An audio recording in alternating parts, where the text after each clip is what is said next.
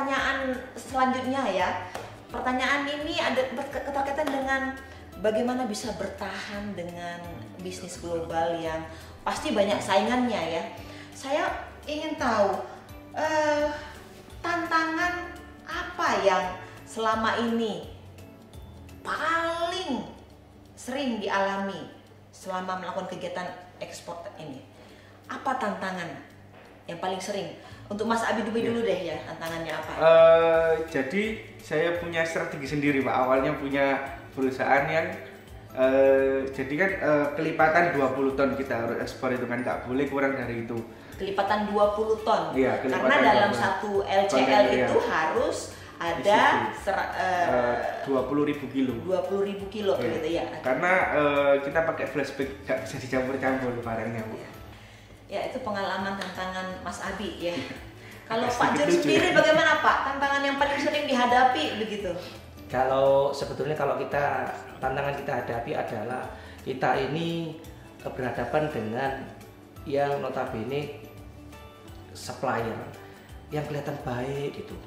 Kelihatan baik, tapi baik Pak? Sebenarnya tidak lebih baik. Oh, tidak lebih baik. Contoh misalkan kita memberikan suatu DP dalam setiap produk yang kita beli. Kalau lokal kita bicara masa lalu nih ya. Masa lalu. Ini supplier lokal ya Pak ya? Lokal, untuk kita ekspor misalkan kita misalkan jahe nih ya. Jahe ya. Atau spices gitu. Pasti dia minta DP. Ya. Nah, DP ini kita berikan itu bukan kepada petani tapi kepada orang yang mengorganisir. Mengepul kalau orang bilang ya. Kalau bahasa Inggrisnya purveyor. Nah, gitu ya. Nah, di situ kita kasihkan DP. Itu bukan berarti mereka komitmen langsung memberi, tidak. Tapi DP ini biasanya berapa persen Pak? Menunjukkan keseriusan. 20% ada ketentuan enggak? Enggak, DP itu kan menunjukkan keseriusan. Iya, menunjukkan keseriusan. Itu dalam bahasa manajemen kan seperti secara awam ya, benarnya begitu. Tapi bukan mereka, DP itu kemudian dia berkomitmen untuk memberikan barang kepada kita. Enggak. Atau ada hitam di atas putih dalam sebuah perjanjian? Tidak ada, walaupun ada surat putih itu tidak berarti mereka akan komit. Mereka akan memberikan pada siapa yang berani membayar lebih. Oh. Jeleknya begitu. Berarti supplier lokal itu dia akan mencari siapa buyer yang lebih tinggi tawarkan harga begitu ya Pak ya. Karena Pak menghadapi tantangan itu di lapangan seperti itu. Lapangan, ya. Nah, banyak duit kita yang nyantol hilang. Ya kita let it go, sudah lepas. Oke. Nah, rugi ya Pak ya? Ya jelas rugi. Kemudian kita berhadapan dengan hati-hati kalau kita ini tipnya aja buat pemula bahwa ketika kita berhadapan dengan purveyor atau yang pengepul tadi, kolektor lah katakan begitu, itu siapa di belakangnya dia. Kita pelajari. Misalkan ibu nih sebagai kolektor, suaminya itu sebagai anggota enggak, tanda kutip. Pangkatnya apa? Itu yang ditakutkan itu sebagai backing. Itu hati-hati.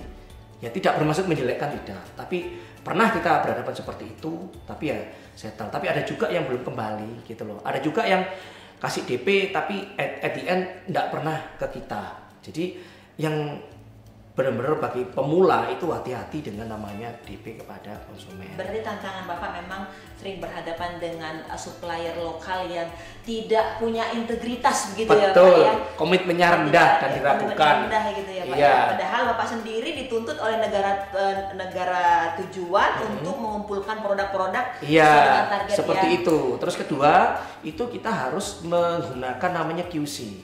QC ya. QC quality control, orang yang memang menguji stabilitas, konsistensi dari suatu produk itu, bahwa produknya itu sama, warnanya sama, ukurannya sama, seperti yang diminta oleh buyer, spek buyer gitu ya. Kalau tanpa QC, asal-asalan mereka bisa main akal.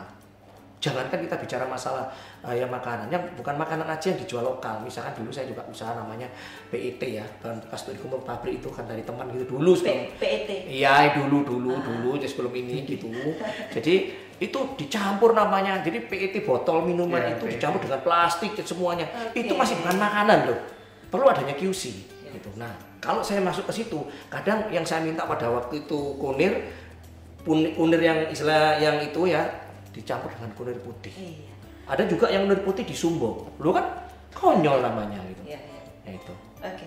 Terima kasih Pak untuk menceritakan tantangannya. Pasti semua pelaku bisnis ekspor memiliki tantangan tersendiri begitu ya.